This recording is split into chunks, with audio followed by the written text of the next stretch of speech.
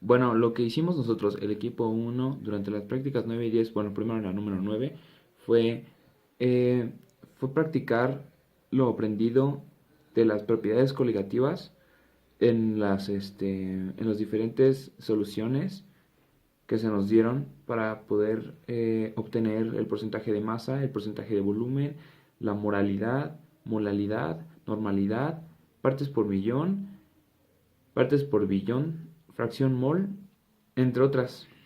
Y para nuestra práctica eh, 10, nuestro objetivo fue analizar los conocimientos teóricos adquiridos sobre las propiedades coligativas, determinar el punto de ebullición y de fusión de un compuesto puro y de disoluciones del mismo. Esta práctica fue la que me gustó más porque fue trabajar con el baño eh, con el hielo y trabajar con las soluciones, los tubos de ensayo y ver cómo se congelaban. Este, Eso como equipo nos llevamos un buen aprendizaje. En la práctica 9 tuvimos que realizar alrededor de 10 sustancias, prepararlas a una cierta concentración, por lo que fue necesario regresar a nuestros conocimientos de la clase de química para aprender qué es la concentración, que es la relación que hay entre la cantidad de soluto y la cantidad de solvente en una solución. Entre más soluto haya, más concentrada estará la solución. Hay varias formas de expresar la concentración, como por ciento de masa, de volumen, de peso, molaridad, molalidad, normalidad, partes por millón, entre otras.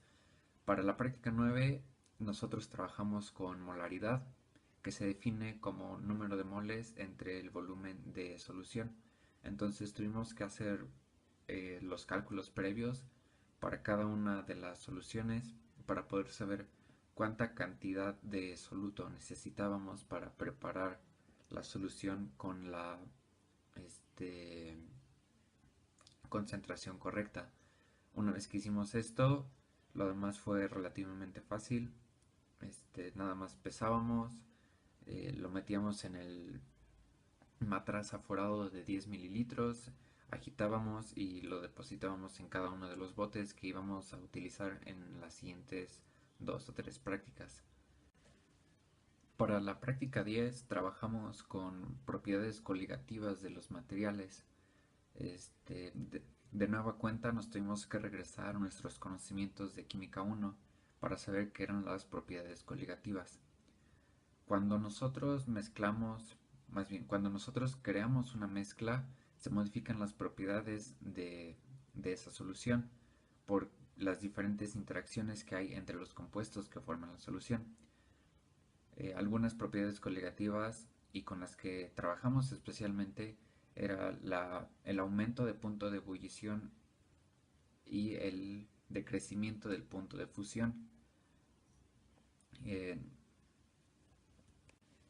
Otro de los experimentos que realizamos fue mezclar una pequeña cantidad de alcanfor que iba incrementando con una cantidad fija de ciclohexano y tratar de congelarlos. Mientras más alcanfor se agregaba a la mezcla, nos dimos cuenta de que era cada vez más y más tardado y se necesitaba una menor temperatura para llegar a que se congelara la solución, hasta el punto de que tuvimos que agregar cantidad de sal al hielo para que en teoría el hielo enfriara más y se congelara más rápido la solución. Igual que en la práctica pasada, tuvimos que realizar cálculos previos para determinar la cantidad de soluto que teníamos que agregar a la solución para modificar suficientemente las propiedades coligativas.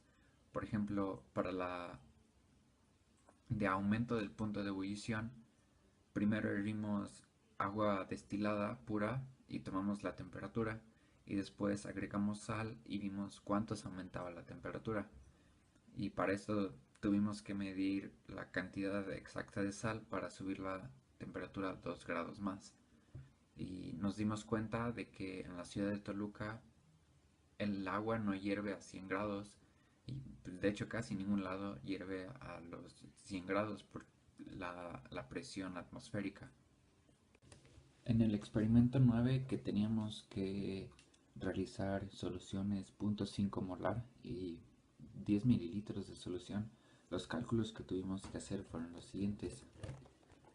De la fórmula de molaridad agregamos, en lugar de N entre B, agregamos de una vez la masa y el peso molecular de la sustancia.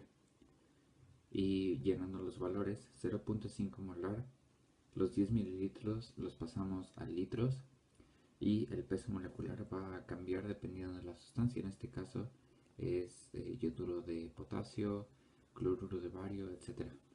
Y a la hora de despejar la M nos daba el peso para cada uno de los solutos que teníamos que agregar a los 10 mililitros de agua.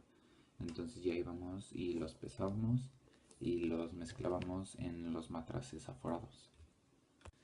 Para la primera parte de los experimentos en la práctica 10 teníamos que preparar una sustancia para aumentar el punto de ebullición del agua 2 grados Celsius. Entonces los cálculos que tuvimos que hacer fueron los siguientes. Sabemos que la delta T es igual a la constante del agua para punto de ebullición por la molaridad por el coeficiente de Van Hoff. De aquí se despeja a la molaridad, pues todos los demás valores son conocidos. La molaridad nos dio 2.17 moles por kilogramo y de este 2.17, sabiendo el peso molecular de la sal, se puede despejar y obtener la masa de sal que se necesita. Nos quedó así. Este punto 0,1 representa los 10 mililitros de agua. El 2.17 lo obtuvimos acá arriba y sabemos que el peso molecular del cloruro de sodio es 58.4. Despejando para el peso nos da 1.268 gramos de sal que teníamos que agregar a los 10 mililitros de agua para aumentar su punto de ebullición por 2 grados Celsius. Para la segunda parte del experimento, donde congelamos las mezclas de ciclohexano y alcanfor, anotamos los puntos de fusión que iban bajando y con esa información pudimos llenar una tablita como estas, donde tenemos los gramos de alcanfor que se agregaron y se puede calcular la molaridad, y estas son las temperaturas que nosotros obtuvimos. Con estos datos se puede obtener experimentalmente el coeficiente de punto de fusión para el ciclohexano, que en nuestro caso nos dio 13.7 grados Celsius por mol, y esto pues ya que es un dato experimental obviamente varía del dato real, que es más cercano a los 20 grados, y esto se debe a que nuestro termómetro no fue tan preciso. Ahora, ¿cómo llegamos a estos cálculos?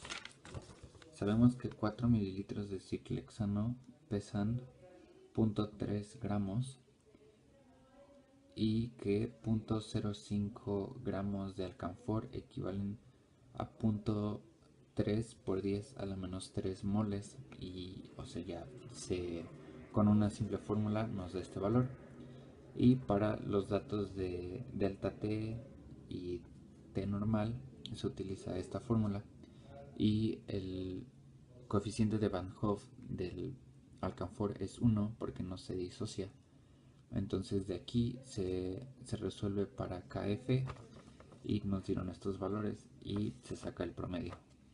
Práctica número 9 nos quedó como conclusión que para poder llegar a obtener estas soluciones es necesario primero sacar la cantidad de gramos que tenemos que utilizar para una solución de 0.1 m.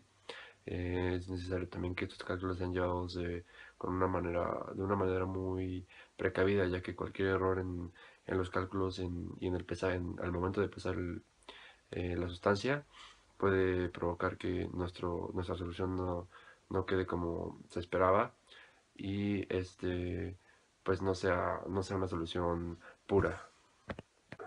En la práctica número 10 en primer lugar, utilizamos el factor de la constante de Van Hoff del cloruro de sodio y con ella logramos descubrir el punto de fusión y de ebullición de esta sustancia. También logramos determinar el factor de Van Hoff en diferentes sustancias y por último determinamos el punto de fusión y de ebullición de también diferentes sustancias, al igual que encontramos el coeficiente de Van Hoff de cada una.